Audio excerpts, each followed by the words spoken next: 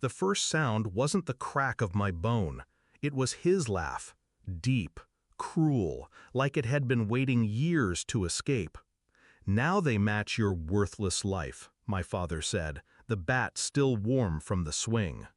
My mother was leaning against the doorway, arms crossed.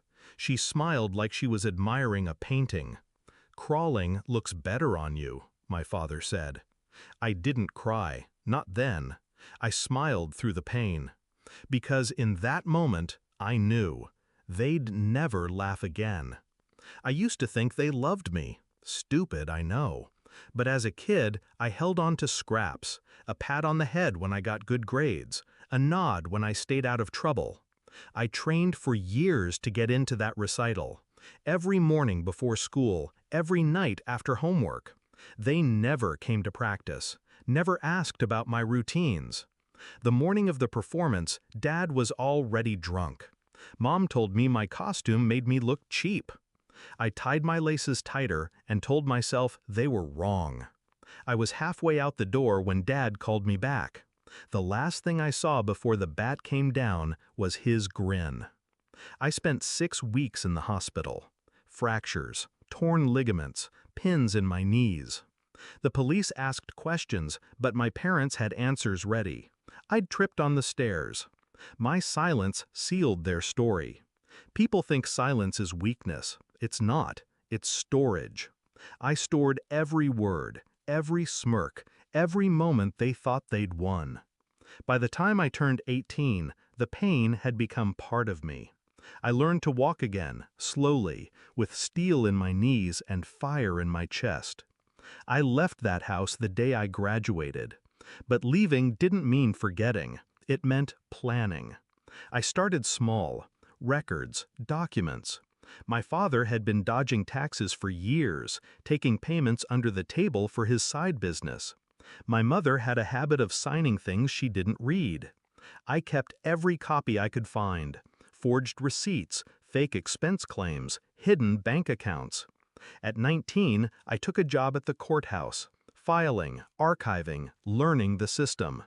I watched how investigations were built, how evidence became chains.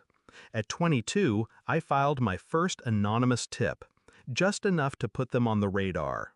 I waited. The break came 3 years later. My father got sloppy.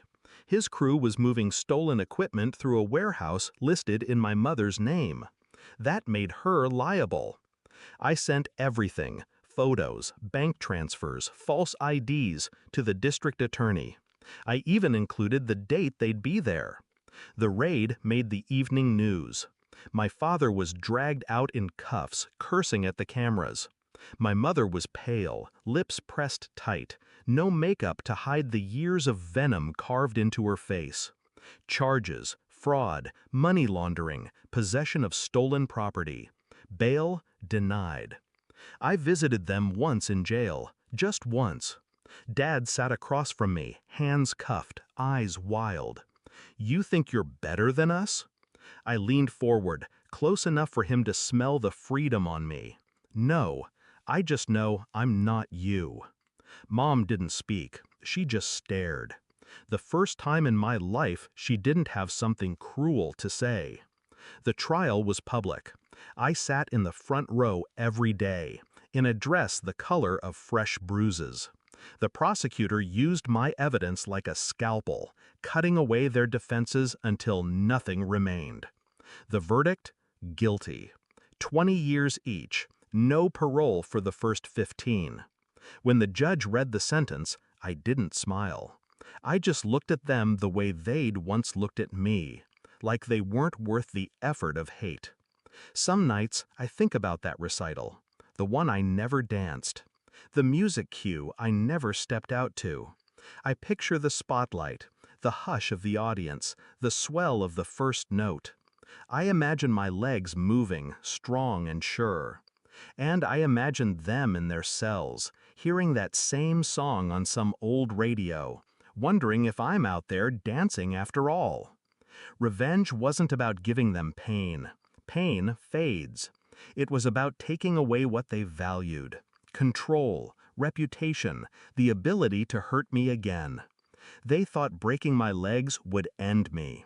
All it did was give me a reason to stand taller than they ever could. Now, the only crawling in our family is them toward parole hearings that will never go their way.